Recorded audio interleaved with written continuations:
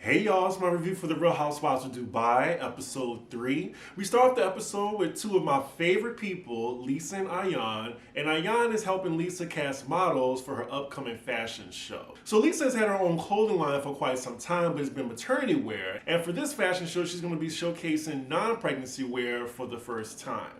Now, I think Ayan is in charge of a modeling agency. I think that's what she does. Correct me if I'm wrong. First and foremost, Ayan, what she's wearing, I'm thinking this is Valentino. Ugh, she's just so fashionable. Ayan's fashions put Dorit and Erica Jane to shame.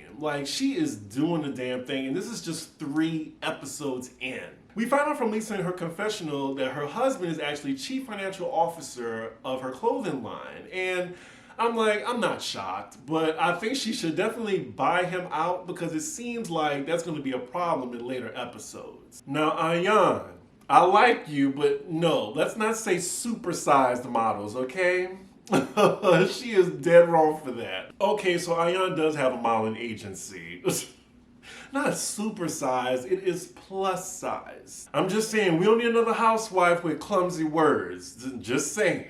And again, Ayan is just giving iconic confessional after confessional. The confessionals in this show are just shady. I believe Lisa told us in an earlier episode, but she said that Ayan was one of her first models for her clothing line, and that's how they became friends ever since. So far, they are the frick and frack of Dubai. So next scene, we're with Caroline and Nina, and they're headed to this hotel that looks very familiar to where the Housewives of Beverly Hills stayed. I think this is the exact one. They're with both of their kids, and they're having a celebration or just a gathering in one of the rooms. This hotel suite, ridiculous. Yep, this is the same room because one of the bedrooms have the aquarium, and you can see the scuba diver come down. They've had this in Housewives, they had this in the Kardashians. 20 cool points for anybody in the chat that can give me the name of this hotel. Nina snobby ass keep trying to remind us that she used to be poor.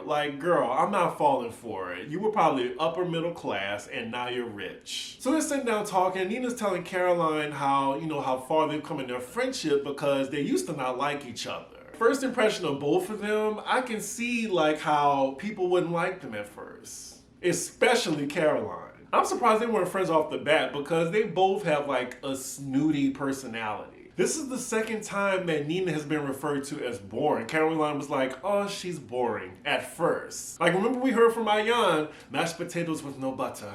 She's so boring. I will never forget that line. She is mashed potatoes with no butter.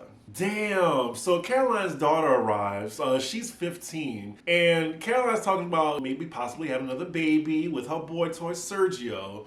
And her daughter was like, absolutely not. Sergio? Sergio is a man-child himself.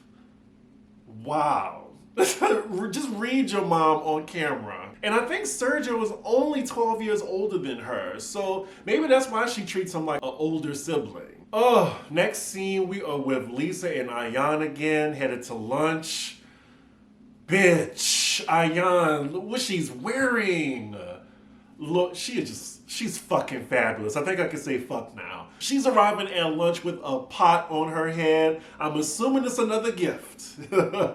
But yeah, they both look stunning. This is the only time I'm watching Housewives and my jaw drops when they go to lunch. And I love how easily she just has that pot on her head, in the last episode. She makes it look fashionable. Oh!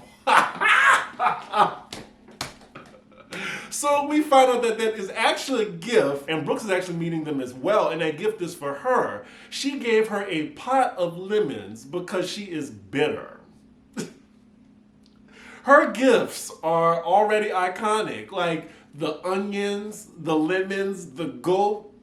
She is Housewives gold. I love her. She really gave this woman a pot of lemons. I can't wait to see what the other gifts are this season. I hope she gives Caroline a bag of snakes. It's just so distracting how she just literally wears couture to an informal lunch. I cannot imagine what she's gonna wear to the reunion. So now they're talking about the goat. So it's been a week later. First, Lisa lost the goat, and I think now she's just keeping it as a pet. girl, if you don't cook that goat. And thank y'all for the correction last week. Apparently, it's not curry goat, it's goat curry. So Brooks finally arrives to lunch and she sees the gift that Ayan gave her. Ayan cleans it up from earlier, saying she's bitter. She's saying, oh, this represents that me and you are not in a good place right now, but you know, with lemons, you can make lemonade. She really gave her like a pot, not a bowl or a basket, a pot. Like that pot looks like something you can make gumbo in. So after the pleasantries, there's some awkward silence at the table, but it seems like Ayan and Brooks are about to hash out their differences. From Brooks' perspective, Ayan was very cold to her, very icy. They were friends at first, but then she just stopped hearing from her. And from Ayan's perspective, I guess she had something personal going on in her life, like her mom was sick, her husband was going to America for like a month. And she said she was down, and then she remembers when Brooks called her about not being invited to Caroline's hymn party. And she didn't appreciate that, and it was just like the wrong time for her to do that. So when she did that, she said she needed space from her. Now, I kind of agree with Brooks that she didn't know that Ayan was mad at her because of that. Like, she just stopped talking to her. So how would Brooks know if Ayan was mad? So then we have Ayan in her confessional saying, why didn't you call me? Like, the phone works two ways. It's a two-way street. One call goes left, one call goes right. We meet in the middle.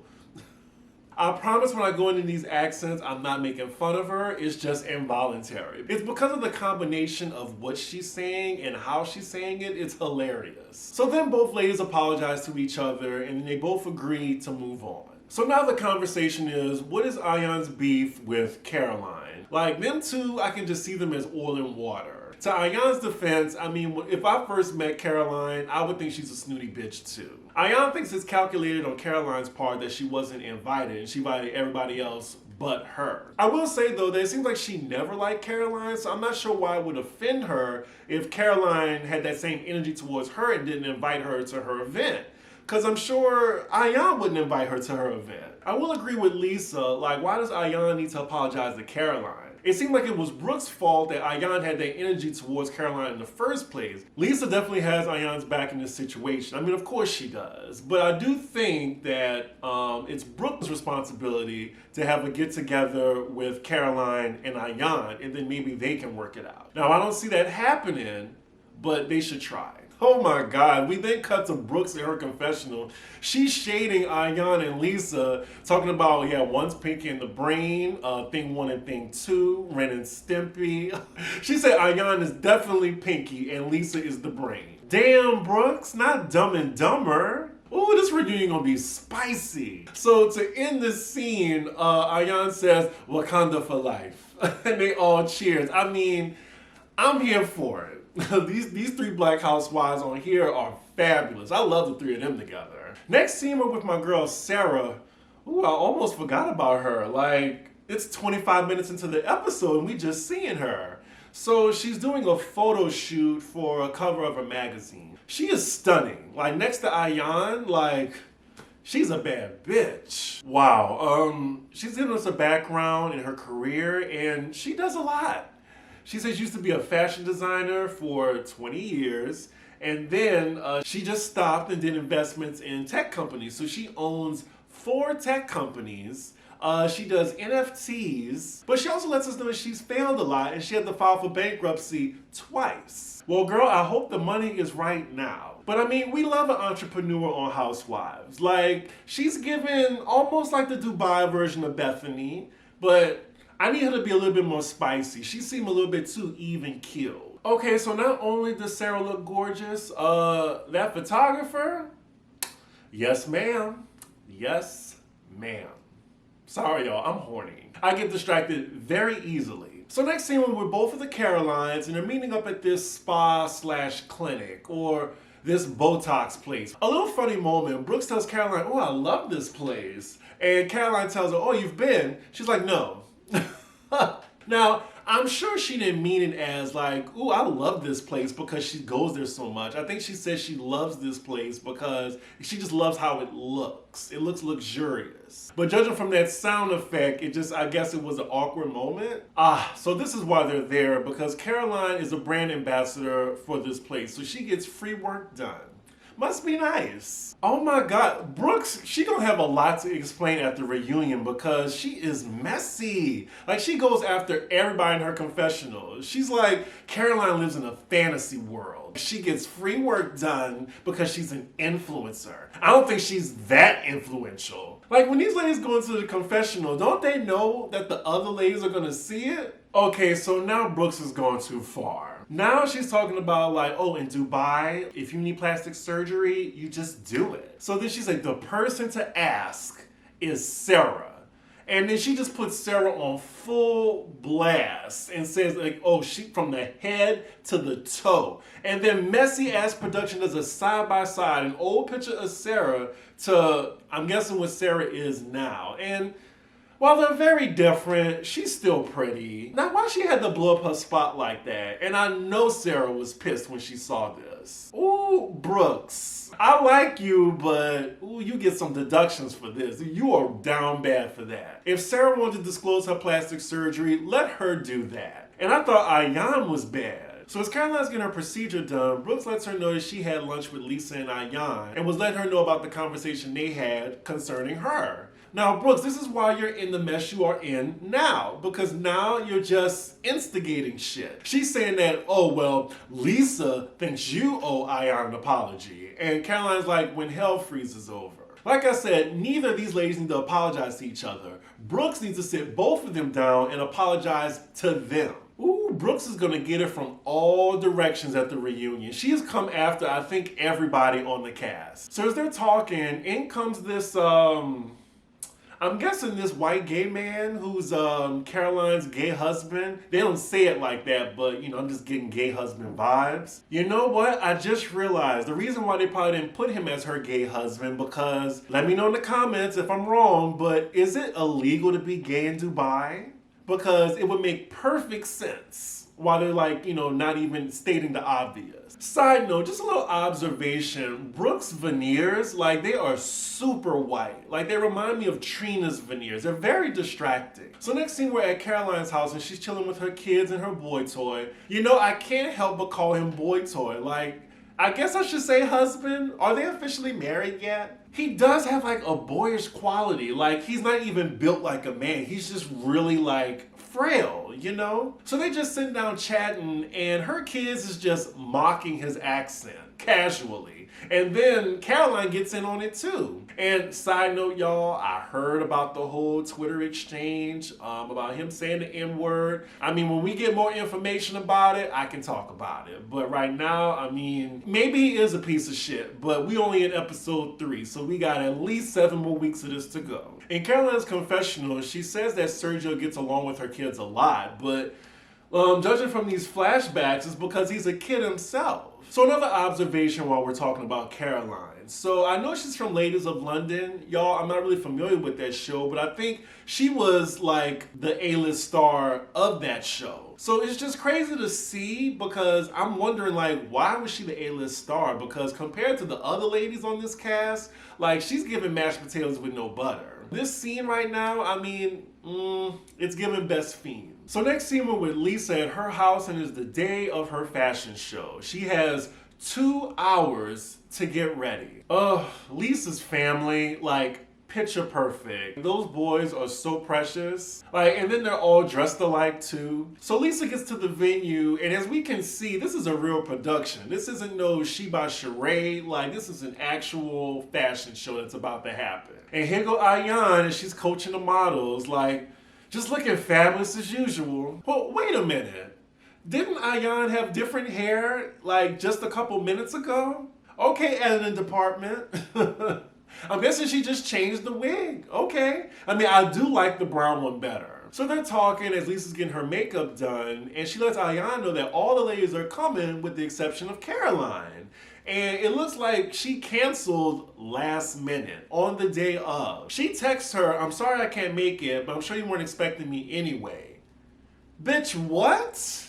Now see, you know whose fault this is? Messy ass Brooks. Like if she would have never told her at the spa that Lisa thinks that she owed Ayan an apology, she probably would have been there. So now she's creating more beef in the group. I wonder if they noticed this. Yeah, I would feel some type of way if I was Lisa. So according to her, she said like, she let these ladies know way in advance. And then you have the nerve to call me the day of to let me know you can't make it? So now Ayan tells her the reason why Caroline isn't coming probably is because of her. Nope. It's because of Brooks. So it's later in the evening. We see the fashion show is about to start. The other ladies in the cast are there. We see Lisa talking to her husband, and he fine. He fine for a white guy. Like, I can see it. So we're back in the audience, and we see Nina chilling in the front row. I'm guessing it's a catered event. So one of the waiters come over to her, and she says, oh no, you have anything vegetarian? And before he can get anything out, she says, you have French fries? The waiter's like, oh, I'm not sure, probably because it's not on the menu. But then she tells him, oh, you can do it, make it happen.